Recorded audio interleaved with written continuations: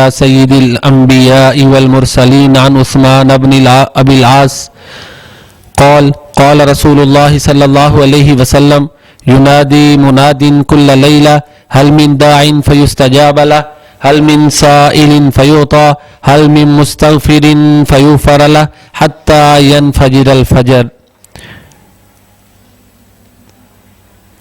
صوبان بن ابی العاص رضی اللہ تعالیٰ عنہ بیان کرتے ہیں کہ رسول اللہ صلی اللہ علیہ وآلہ وسلم نے فرمایا، ہر رات اعلان کرنے والا یہ اعلان کرتا ہے کوئی دعا کرنے والا کہ اس کی دعا قبول کی جائے، ہے کوئی سوال کرنے والا کہ اس کو اس کا سوال عطا کیا جائے، ہے کوئی بخشش طلب کرنے والا کہ اس کو بخش دیا جائے.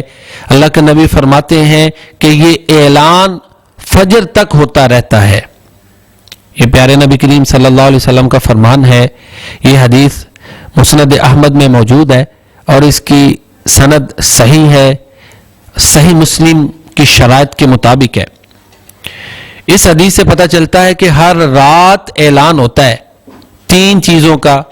کوئی دعا کرنے والا ہے اس کی دعا قبول ہو، کوئی مانگنے والا ہے اس کو دیا جائے، کوئی گناہوں کی بخشش طلب کرنے والا ہے کہ اس کو معاف کیا جائے. لیکن کبھی ہم نے یہ اعلان سنا نہیں. ہم نے نہیں سنا تو کیا یہ ہوتا نہیں؟ اعلان ہوتا ہے کیونکہ اللہ کے نبی کا فرمان ہے. تو یہ بعض چیزیں ایسی ہیں جو ہماری عقل سے ماوراء ہیں. ہمیں عقل کو ایک دائرے میں رکھ کے اوپر جانا چاہیے. ایمانیات کو عقل پر نہیں پرکھا جا سکتا. اسی ضمن میں ایک اور حدیث رسول صلی اللہ علیہ وآلہ وسلم ہے. امام نسائی السنن الکبریٰ میں اس کو روایت کرتے ہیں. حدیث کا نمبر 10245 ہے. سیدنا ابو ہریرہ رضی اللہ تعالیٰ عنہ اس کے راوی ہیں. رسول اللہ صلی اللہ علیہ وآلہ وسلم فرماتے ہیں ان اللہ ینزل الی السماء الدنیا فیقول، اللہ آسمان دنیا پہ آتے ہیں اور کہتے ہیں حل من سائل یعطی، کیا کوئی مانگنے والا ہے کہ اس کو دیا جائے، حل من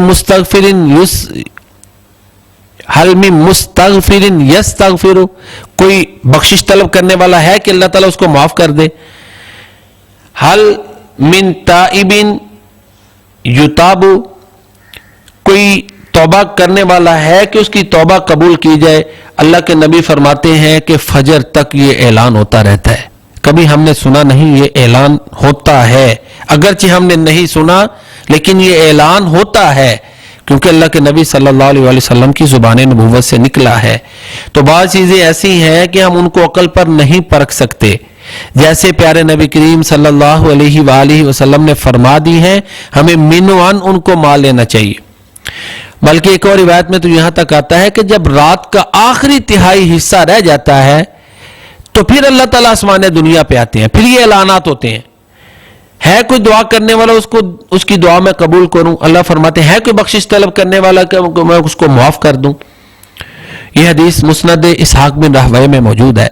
اسی طرح سنن ابن ماجہ میں ایک روایت ہے، علامہ البانی رحمہ اللہ تعالیٰ اس کو صحیح کہتے ہیں. حدیث نمبر 1642 ہے.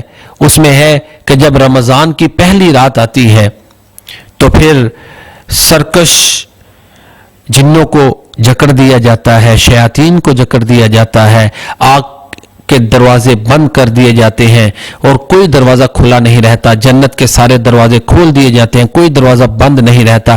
پھر اللہ کے نبی فرماتے ہیں ایک ندا کرنے والا، اعلان کرنے والا اعلان کرتا ہے یا باغی الخیر اقبل، اے بھلائی کی تلاش میں رہنے والے بھلائی کی تلاش میں اور بڑھ جا، و یا باغی الشر اکثر، اور اے برائی کی میں مگر رہنے والے، برائی کی تلاش میں لگے رہنے والے، برائیوں میں ملوث رہنے والے اب تو باز آ جا. اللہ کی رحمت کے دروازے کھل گئے، اللہ کی جنت کے دروازے کھل گئے، آسمان کے دروازے کھل گئے. ہر رمضان کی پہلی رات کو یہ فرشتہ اعلان کرتا ہے. کبھی ہم نے نہیں سنا لیکن ہم سب مسلمان اس پر ایمان رکھتے ہیں کہ واقعی یہ اعلان ہوتا ہے. عرض کرنے کا مقصد یہ ہے کہ کچھ چیزیں ایسی ہیں جن کو ہم عقل پہ نہیں پرکھ سکتے، انہیں ہم من و عن ماننے پر مجبور ہیں. اگر عقل پر پرکھیں گے تو پھر ظاہر ہے ہم اس طرح کے مسلمان نہیں رہیں گے، ہمارے ایمان میں جو ہے وہ شک پیدا ہو جائے گا. کیونکہ یہ اللہ کے نبی صلی اللہ علیہ وسلم کی زبان سے نکلی ہوئی باتیں ہیں.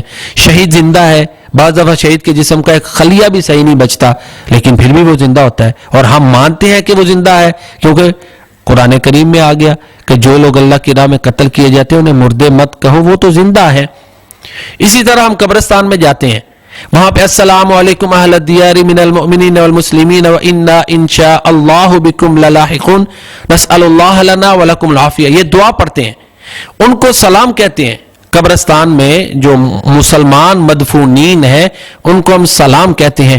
اب یہاں سے یہ عقیدہ نتیجہ اخذ کر لینا یا یہ عقیدہ بنا لینا کہ جی سلام کہتے ہیں لہذا وہ سنتے ضرور ہیں، بھائی یہ جو نتیجہ ہے نا یہ درست نہیں ہے۔ بس ہم سلام کہہ رہے ہیں، اللہ کی مرضی جیسے مرضی پہنچا دے۔ جیسے رمضان کی پہلی رات کو فرشتہ اعلان کرتا ہے، کبھی ہم نے سنا نہیں، اعلان فرشتہ کرتا ہے۔ اب یہ کوئی کہے لو جی اعلان کرتا ہے تو سنا تو پھر ہم ضرور سنتے ہیں نا، کبھی کسی نے سنا ہے؟ نہیں سنا۔ فرشتہ اعلان کرتا ہے بھلائی کی تلاش میں رہنے والے بھلائی میں آگے بڑھ جا، برائی میں مگر رہنے والے برائی سے باز آ جا۔ ہر رات کو اللہ تعالیٰ آسمان دنیا پہ آتے ہیں، اعلان ہوتا ہے، کبھی ہم نے نہیں سنا۔ تو بعض چیزیں وہ ہیں جن کا تعلق مغیبات سے ہے، عقائد سے ہے، ان کے ضمن میں ہمیں عقل سے آگے گزرنا پڑے گا، عقل کو پیچھے رکھنا پڑے گا۔ جیسے پیارے نبی کریم صلی اللہ علیہ وآلہ وسلم نے فرما دیا، ہمیں منوان ماننا پڑے گا۔ یہی بات اقبال نے کی ہے، گزر جا عقل سے آگے کہ یہ نور چراغ راہ ہے منزل نہیں ہے، تیرے سینے میں دم ہے دل نہیں ہے، تیرا دم گرمی محفل نہیں ہے، گزر جا عقل سے آگے کہ یہ نور چراغ راہ ہے منزل نہیں ہے۔ مجھے امید ہے کہ یہ چند مثالوں سے میں اپنی بات انشاءاللہ العزیز سامعین کو سمجھا پایا ہوں گا۔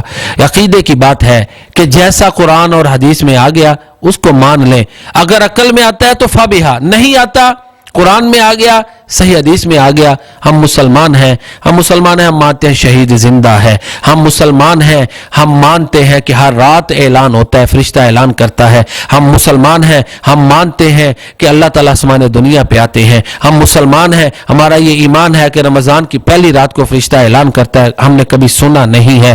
اسی طرح معراج کا واقعہ ہے، ہماری عقل میں نہیں آ سکتا، لیکن چونکہ اللہ کے نبی نے کہہ دیا، ہمارا ایمان ہے کہ آپ نے واقعی معراج جسم اور روح دونوں کے ساتھ کی۔ اللہ تعالی ہمیں قرآن و سنت پر صحیح معنوں میں ایمان رکھنے کی توفیق عطا فرمائے۔ وما علینا الا البلاغ المبین۔